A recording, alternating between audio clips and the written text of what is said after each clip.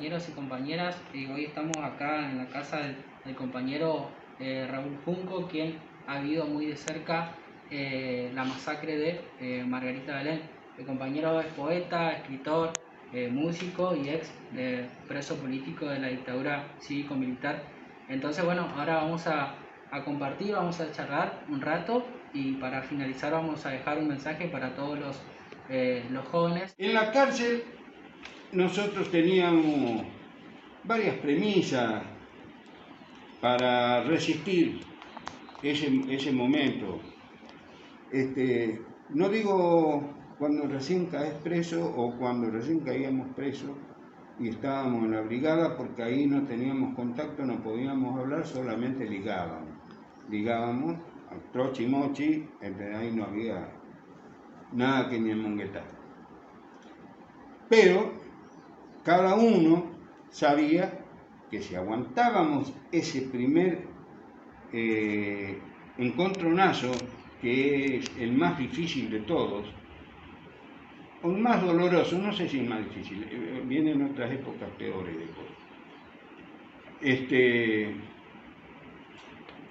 El más doloroso, sabíamos que teníamos una sola posibilidad de llegar a salir vivo, ¿no? Y era resistir, la resistencia. Y la resistencia comenzaba en ese mismo lugar, en el lugar de la tortura. Ese era el lugar donde nosotros teníamos que resistir primero. Era el paso obligado que nos llevaba el enemigo. Prácticamente vivir en la negrura total, y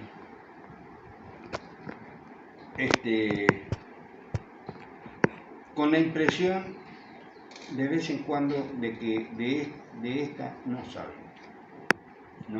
De esta no voy. Pero había una conciencia que nos dictaba, que debíamos resistir eso, por lo menos las primeras 24 horas. Y las primeras 24 horas significaba que si yo llegaba a cantar a algún compañero, le daba tiempo a ese compañero para que pueda, al enterarse que yo caí, se pueda ir, pueda disparar y pueda seguir vivo. Entonces yo tenía que aguantar esas 24 horas.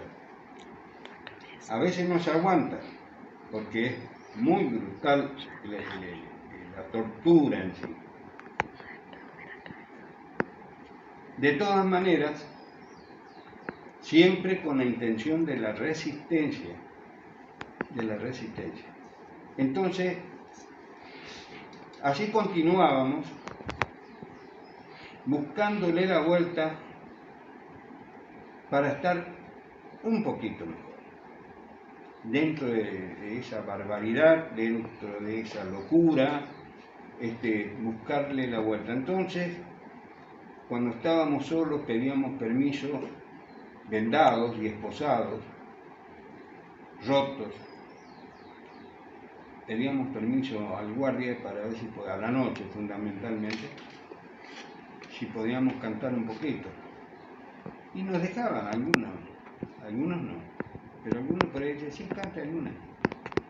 Entonces cantaba yo, cantaba otro compañero, ¿entendés? Un poco para escuchar a ver quiénes estaban al lado mío. Entonces uno pedía algo, yo ya la escuchaba la voz de fulano, ¿entendés? O sea, usábamos esa técnica para conocer a ver quién carajo estaba, o pedían ir al baño, por ejemplo, y ya se escuchaban su voz los otros compañeros. A lo mejor no tenía ganas de ir al baño, pero quería que los demás sepan que él estaba ahí. Que era una forma de sobrevivir, una forma de resistir, de no morir inmediatamente en el silencio, en la locura total. A partir de ahí, toda nuestra experiencia carcelaria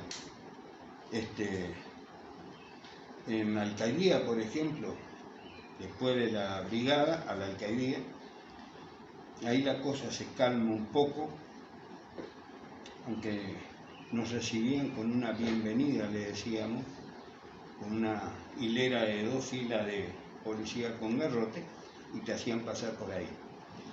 Y apurate porque ligaba como perro.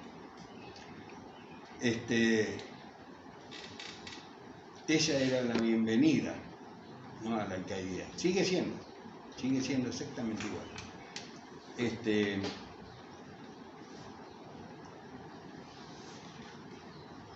A tal punto llega esta resistencia que hemos resistido muchísimos años, donde hemos visto sacar a los compañeros de Margarita Belén, de nuestro pabellón, de los pabellones vecinos, y en ese momento cantar la marcha peronista, otros cantaban el himno, otros cantaban Montoneros Carajo, y era un momento muy tenso, porque no se sabía, sabíamos perfectamente que iban a matarlos, a fusilarlos, pero no sabíamos si había más gente. Pero en ese momento fue el riesgo de ponerse a cantar, aún estando el ejército y la policía dentro del penal.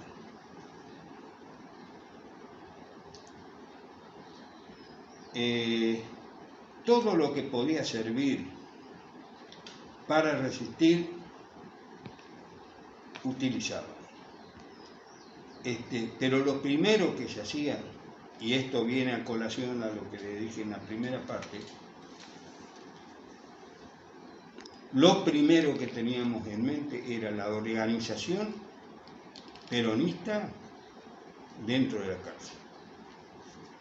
Porque ahí ya teníamos contacto, porque podíamos vernos, podíamos charlar en unos momentos cuando nos sacaban a la mañana a higienizarnos, o cuando volvíamos del patio, o en el patio, ¿no?, que nos hacían caminar y ahí conversábamos.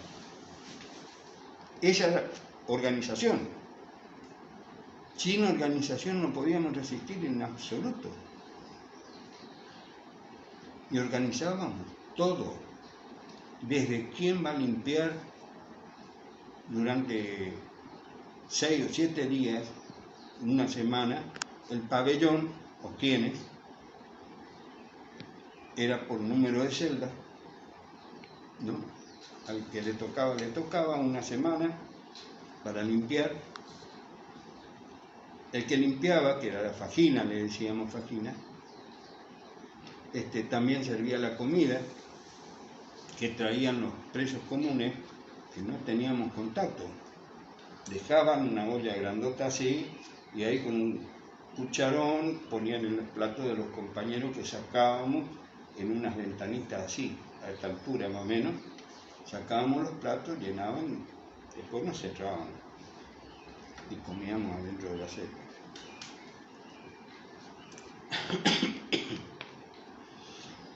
Hasta esa organización, la organización de organizarnos para comunicarnos, no podíamos hablar porque estábamos encerrados en celda, entonces lo hacíamos con Morse, un Morse especial creado ahí, o si no con las manos. Había arriba un cuadrado así, donde había un foco. Yo subía y veía al de enfrente y a otras 2 celdas más, también subidos, y ahí hablábamos con las manos. Y nos comunicábamos así, las últimas noticias, lo que había aquí. Entonces teníamos también caramelo, le decíamos caramelo. Yo tengo un caramelo por acá que debo tenerlo, que es un papelito chiquito hecho con papel de de cigarrillo. Entonces, tendíamos un papel, pegábamos la goma con la goma delante del otro y hacíamos más largo, más largo. Entonces, ahí en ese papelito escribíamos con letras muy chiquitas, miren, lástima que no. Documentos que después iban pasándose de celda en celda o de pabellón en pabellón. Eso era otra organización, otros compañeros que estaban organizados. ¿Entienden la necesidad de la organización? Ustedes no pueden militar separadamente. Entonces, cada uno tiene que tener una función. Y esa función es fundamental, principal, primordial, para que la organización que están armando ustedes funcione.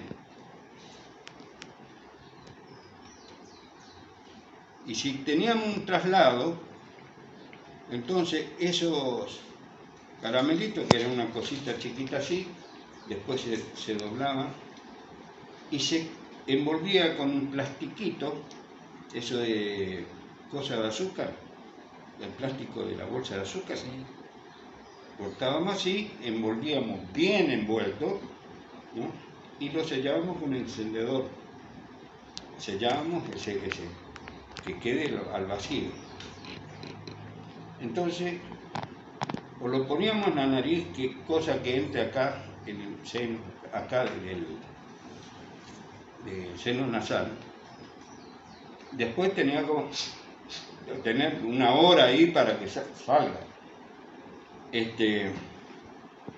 O si no en el ano, o si no lo tragábamos, o en la boca, ¿no? Hay compañeros que se ponen una cosa así, bien hecha, un poco más chico, tal vez, lleno de caramelo, y se lo ponían en el ano.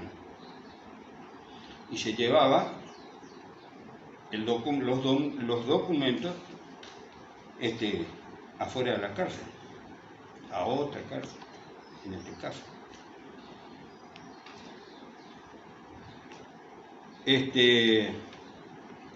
Les hablé de esta clase de organización que era fundamental para nuestra vida, porque con esa documentación, lo que a nosotros nos pasaba en el pabellón, lo conocían los otros pabellones.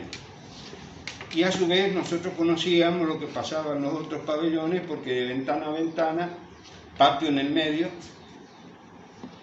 nos comunicaban, o con caramelos que dejábamos en los patios a propósito, ¿entendés? Entonces, cuando salía el otro pabellón, retiraba el documento.